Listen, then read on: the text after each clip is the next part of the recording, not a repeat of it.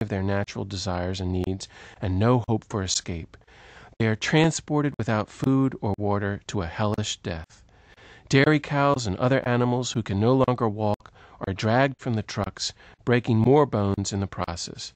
They are killed by being hung upside down and bled to death from a slit throat, often skinned and hacked to bits while still conscious.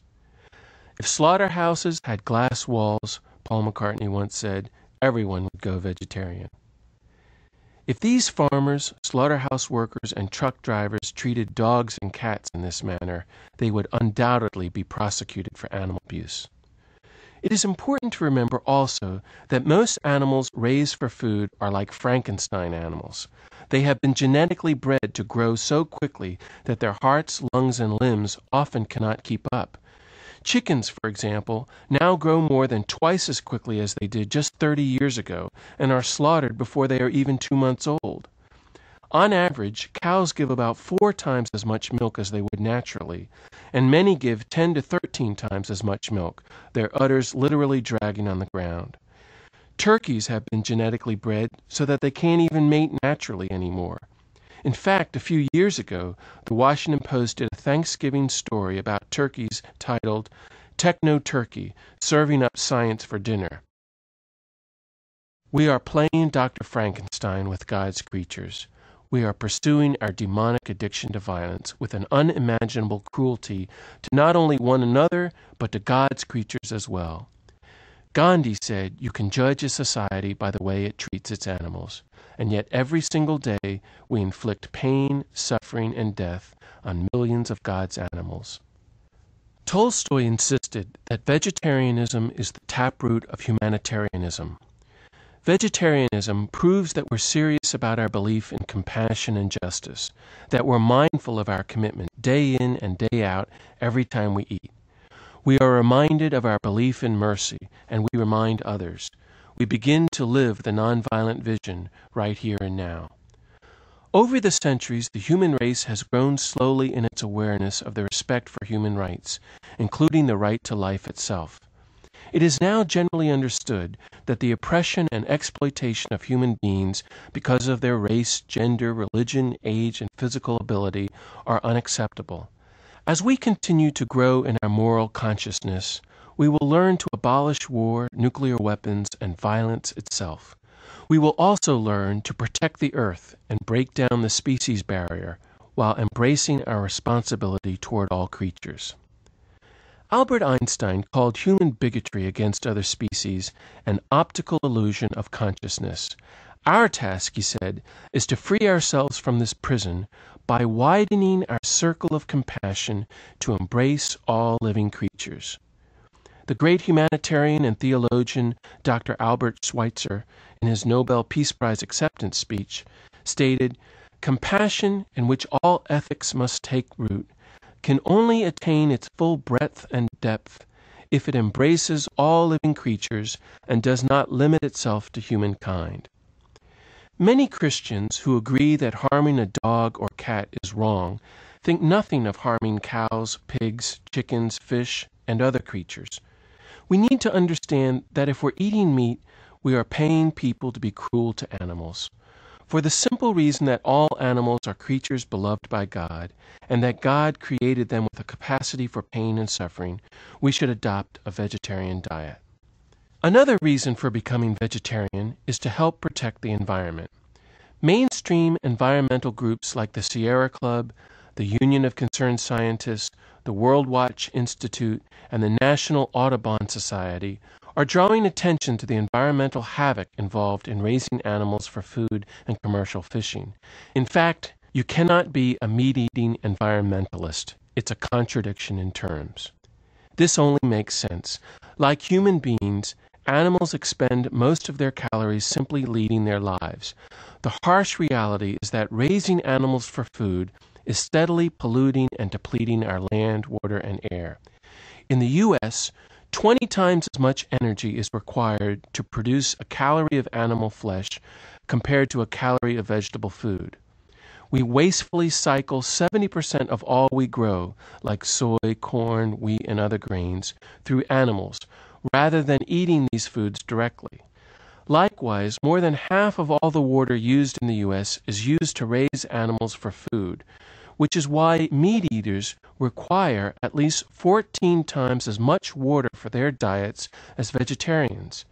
Also, the intensive production of animals for meat requires about 25 times as much land as the production of the same amount of food from vegetable sources. And that's not all. It's not just inefficient to eat animals. The 9 billion land animals that we raise for food in the U.S. excrete 130 times as much waste as the entire human population of the United States. 130 times. And they don't have waste treatment systems for animals.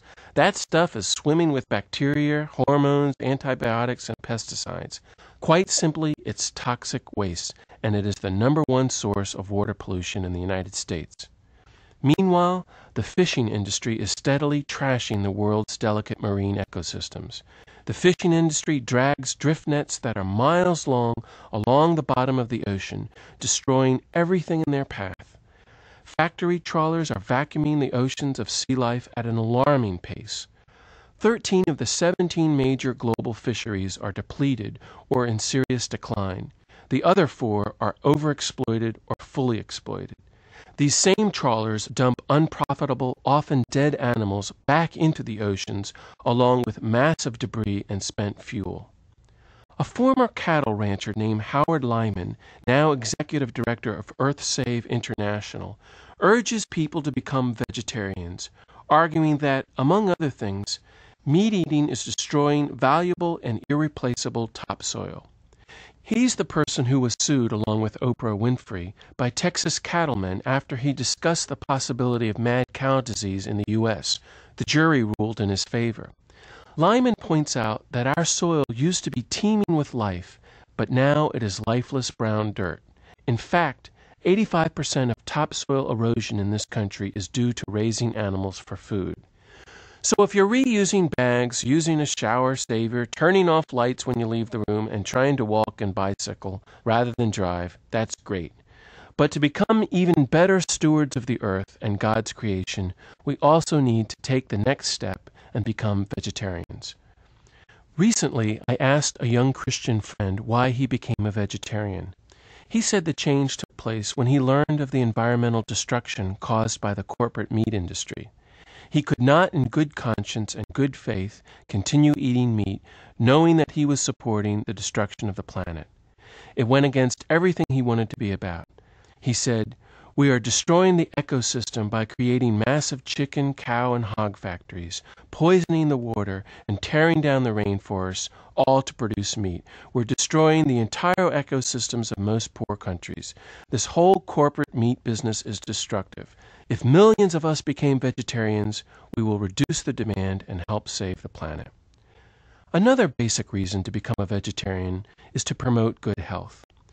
God has given us our bodies as gifts, and we need to treat them well so that we can serve others and be instruments of God's peace. Up until about 15 years ago, it was assumed by most physicians that human beings had to eat meat to survive. Nowadays, not only is everyone in agreement that our bodies thrive on a vegetarian diet, but medical groups like the American Dietetic Association and the American Medical Association conclude that vegetarians are actually healthier. Vegetarians tend to weigh less and suffer at a fraction of the rate of meat eaters from heart disease, cancer, and stroke, America's 3 biggest killers. Meat is entirely devoid of carbohydrates and fiber, the nutrients we need to keep our bodies in good working order. But meat does have heavy doses of artery-clogging, saturated fat, and cholesterol. In particular, the only 2 researchers who have ever successfully reversed heart disease, by far America's biggest killer, include an exclusively vegetarian diet as a part of their health programs. On the Dr. Dean Ornish and Dr. Caldwell Esselstyn programs, patients become heart attack proof, to quote Dr. Esselstyn, by getting their cholesterol levels lower than 150, the level below which no one has ever been documented as having had a heart attack. The average vegan cholesterol level is 128. It's also worth noting that vegetarians on average weigh 10 to 30% less than